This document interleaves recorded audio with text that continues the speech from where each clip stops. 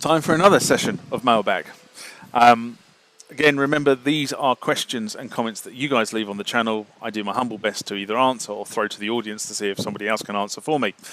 We're going to start this week with a question or a comment from Tim Parker, where the K, E, R are spelled around the wrong way, but hey-ho. And he writes, "It looks so simple. But as soon as I got into the unplug from the computer and hit the upload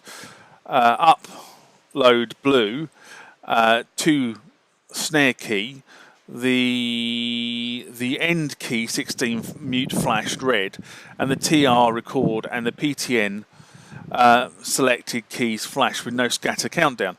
All my drivers on the Mac OS are in line with the driver version download from Roland. Please help." So this is in response to the TR-8, how to check the firmware version. I think what Tim's gone on to do is then to try to do an update, probably following one of the other videos. Tim, to be honest, it is meant to be simple, but there are some real gotchas in there. One of the big gotchas is about the fact that Roland are very, very, very specific about this drag and drop process rather than copy and paste. So you have to drag and drop the file from the computer into the pseudo container that the boutiques and the ARIA equipment open up when connected to the computer and are in update mode. So I've seen many people become sort of scuppered through that process.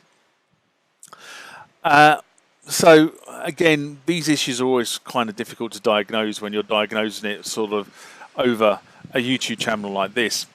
But here are a few suggestions. So you've stated the driver's in line with the Mac OS. Just to ensure that you haven't recently updated your Mac OS to Catalina, because remember, if you have updated it to Catalina, then all the drivers have to be updated to the Catalina drivers. That's the 10.15 drivers from the 10.13 or 10.14 drivers that you probably already had. Big gotcha that.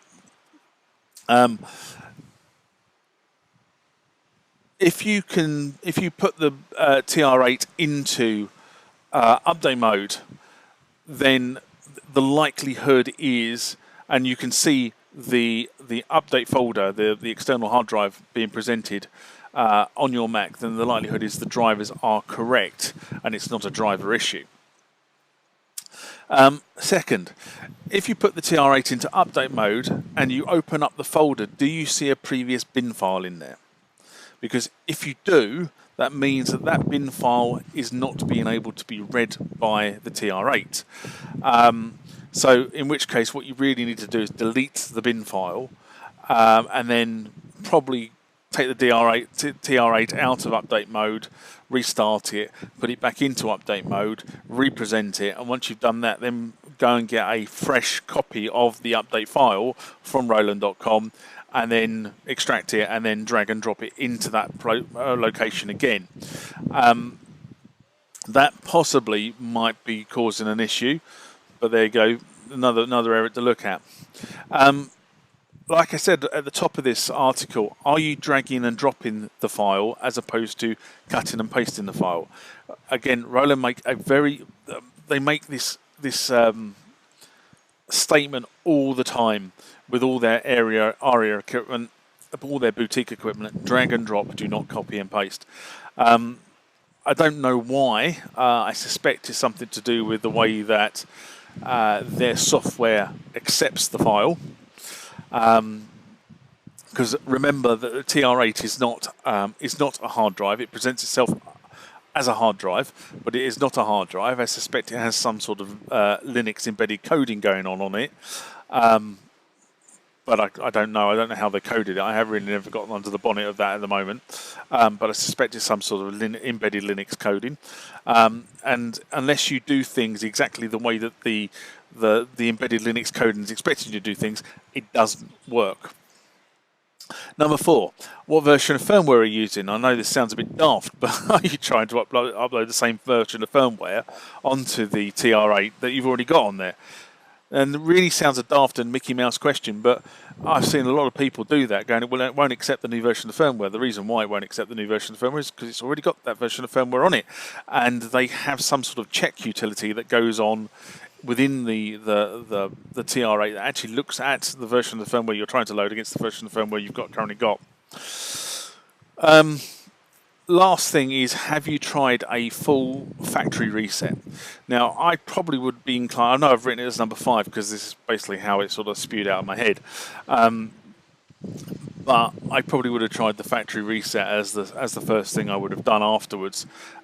There is going to be a link to the factory reset in the description below. There's a video that I did a factory reset, so you can just have a look and see if that does the trick. I'm hoping that sort of those 5 areas are sort of how I would start troubleshooting this, and give you some idea of what's going on to help you out. Just let me square my notes up. Okay, so the next one, how to update the System-1. So this is from DJ Hurry, and to be honest, funny enough, I've had several requests from people to do a video on how to update the System-1. So I have now done 2 videos. The first video is how to install the Mac drivers on your, or how to install the drivers on your Mac, should I say, which is one video. And the second one is a generic firmware update video.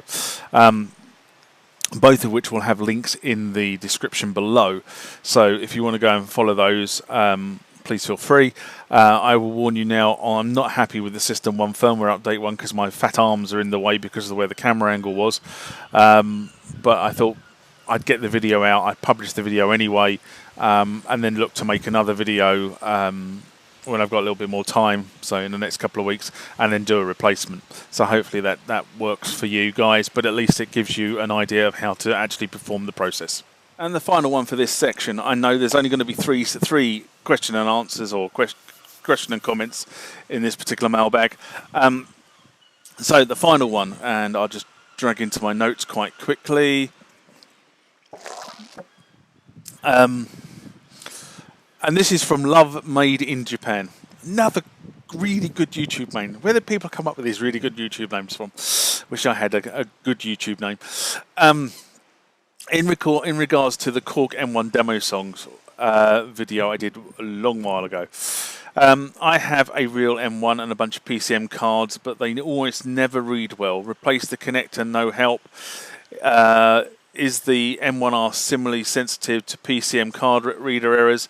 The patch cards read perfectly all the time, but the white alternating connector on the PCM card seems to be really flaky. By the way, the orchestra demo is fantastic. They should have included that one internally. Love the piano demo as well. Very organic sounding. Well, to comment on the piano demo, the piano card was the sound that was used on so many garage tracks around that time that it probably got worn out. But it is a really lovely piano. It's one of those pianos that's instantly recognisable as is the DX7 piano, that sort of DX7 Rhodesy piano, both of which I thoroughly love. But to answer your question, is the M1R similarly sensitive? Potentially is the answer. And I think probably the thing you need to remember about these cards is they are now 40 years old. Okay, so things are going to start to go wrong. There's not a lot that actually can go wrong on a solid state card, if I'm brutally honest, unless somebody's tried to overflash the ROM on it. Which if they have done, they've probably completely screwed it up for everybody else, to be honest. And I've actually had cards myself where it doesn't matter what you do to them, you cannot read the card.